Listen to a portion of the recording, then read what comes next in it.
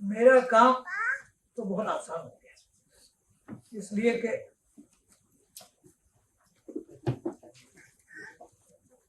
जो कुछ इस मौके पे कहना चाहिए था सब कुछ बेहतर अंदाज में कहा जा चुका है। मगर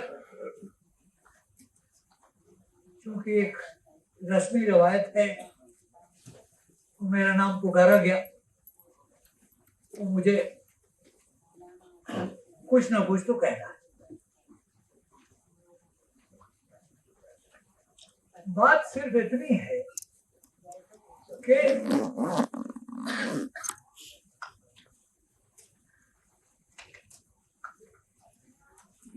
इसी में होगी खुदा से भी गुफ्तगू बहकश के रोज़े हश्र मेरी जुबान होगी, मेरी जुबान उर्दू।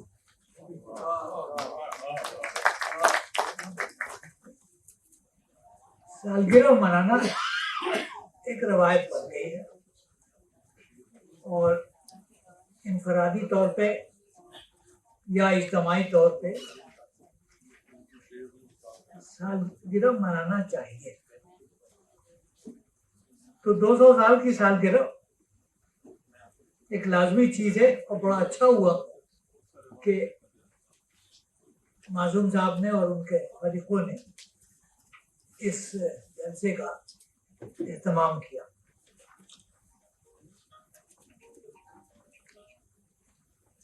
जब हम 200 साल की बात करते हैं तो अलावा आखिरी 75 सालों के ये अरसा गुलामी में गुजरा और उस जमाने में अखबार निकालना या कुछ कहना बेइंतहा दुश्वार काम था। तो लोगों ने एक तरीका अख्तियार किया था,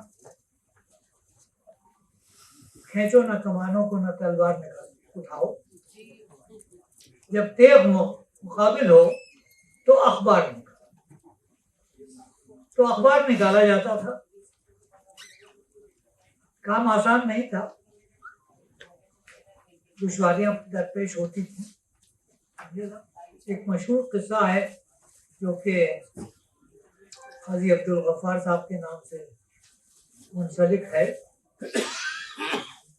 उसके किसी ने कोई शेर लिखा था, उनके रिसाले में छपा था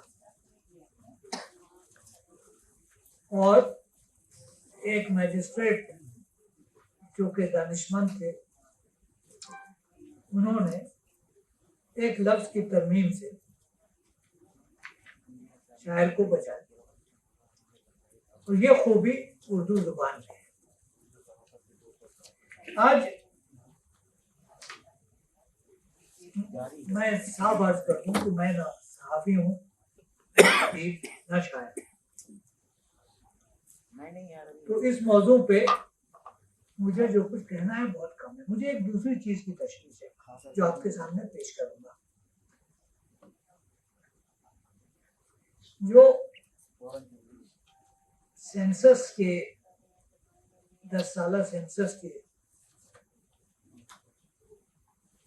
जो चीजें हमारे सामने हैं, उससे एक चीज वाज़ेह हो जाती है कि हर 10वें साल पे उर्दू बोलने वालों की तादाद कम होती है। और यही तशवीश का मामला है कि क्यों हो रही है ये बात। आबादी बढ़ रही है, मुल्क की आबादी बढ़ रही है, उर्दू बोलने वालों की भी आबादी बढ़नी चाहिए निस्बतन, मगर नहीं बढ़ रही। और इसका एक तल्ख तजर्बा मुझे बहुत साल पहले जब मैं नगर में था हुआ, जबकि स्टूडेंट्स के एक हुजूम ने बावाज़ बुलंद एतराफ किया कि साहब हमको उर्दू नहीं आती। और ये बीमारी खास तौर पे यूपी में हुई, बिहार में नहीं।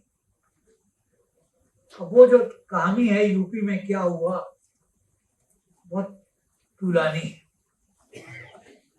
जवाहरलाल नेहरू ने मुतअद्दिद बार कहा कि ये हमारी जुबान है, मगर बावजूद इसके वो बात नहीं हुई जो कि वो होना चाहते हैं। तो कल के एक उर्दू अखबार में मैंने एक छोटी सी खबर पढ़ी जिसको देखकर ताज्जुब भी हुआ, खुशी भी। एक मुअज़्ज़ज़ हस्ती ने हैदराबाद में ये कहा कि उर्दू का घर हिंदुस्तान है।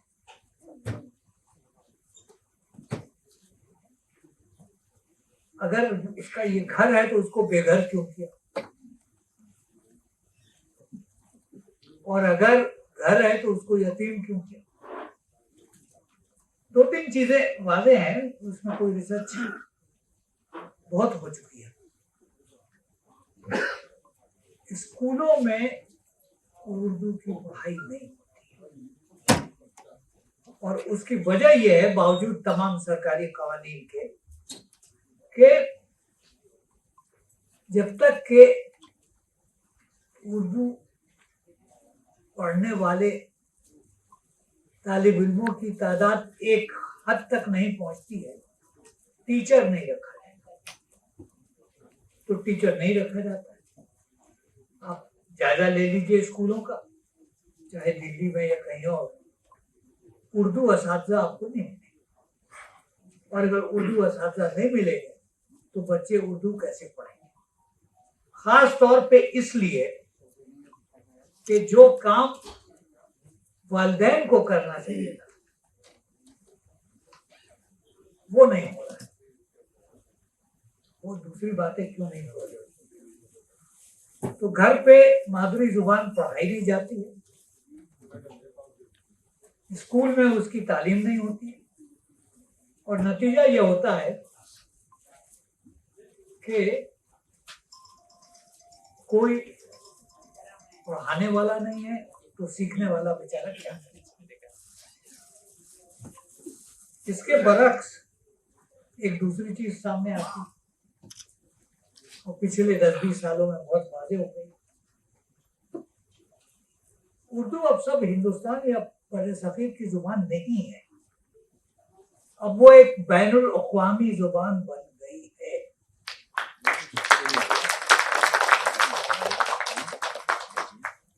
ऑस्ट्रेलिया से लेके अमेरिका तक जितने ममालिक हैं वहां उर्दू पढ़ी जा रही है, पढ़ाई जा रही है, रिसाले निकलते हैं, मजमून लिखे जाते हैं। क्यों? वो जुबान की खूबी है। तो ये एक अजीब सी सूरत पैदा हो गई है हमारे मुल्क में कि लोग उर्दू बोलते जा रहे हैं और इंग्लैंड में, अमेरिका में, ऑस्ट्रेलिया में और मुल्कों में उर्दू फरोग पा रही है। ये क्यों होता है? इसकी जिम्मेदारी सबसे पहले उनकी है जिनकी मादरी जुबान पढ़ी।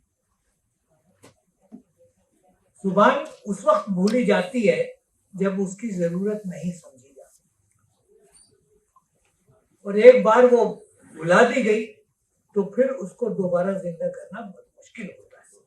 मगर बावजूद उसके जिंदा हो रही है, इस शहर में हो रही है, इस मुल्क में हो रही है। कुछ साल पहले मैंने दिल्ली यूनिवर्सिटी में उर्दू डिपार्टमेंट से पूछा था कि भाई कितने तालिब इल्म पोस्ट ग्रेजुएट उर्दू पर, तो उन्होंने बताया कि यूनिवर्सिटी ने एक नंबर मुकर्रर कर दिया है, 50, 55 या 60 कुछ ऐसा, वो हर साल पूरा हो जाता है। मगर एक नई चीज उन्होंने बताई, बोले कि इसके अलावा हमने एक डिप्लोमा कोर्स उर्दू में शुरू किया है और उसमें उस साल की बात है 200-250 तुलबा वॉलंटरीली, कोई उन पर जबर नहीं है, मगर वो आते हैं। इसी तरह से इस शहर में एक नई चीज शुरू हुई है, नई नहीं है तो बहुत पुरानी हो गई है, जश्न रेख्ता।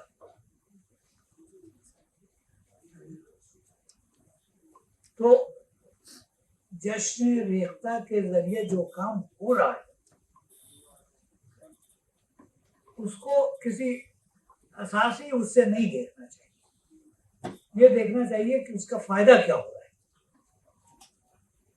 तो मुतमईन रहिए कि जुबान है, जिंदा है, रहेगी, मगर हमारा आपका जो फर्ज है उस पर नजरसानी करने की जरूरत है।